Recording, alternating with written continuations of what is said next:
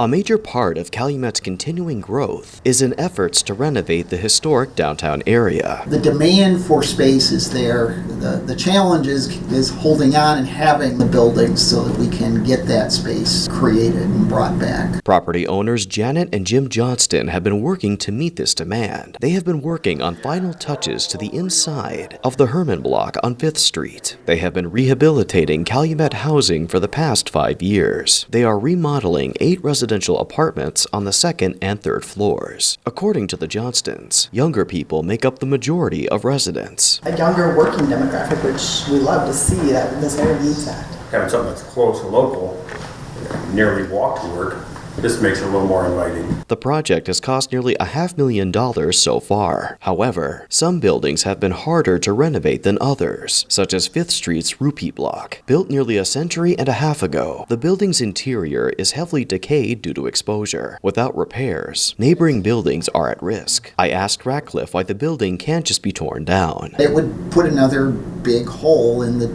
fabric of the downtown. This is a downtown that we've been working on for the last 8 years or so to hold on to buildings and get them rehabilitated. Ratcliffe also notes that the building's historical facade is symbolic of the downtown. Keeping history alive is also a motivator for the Johnstons' renovations. You don't get the character. Yes.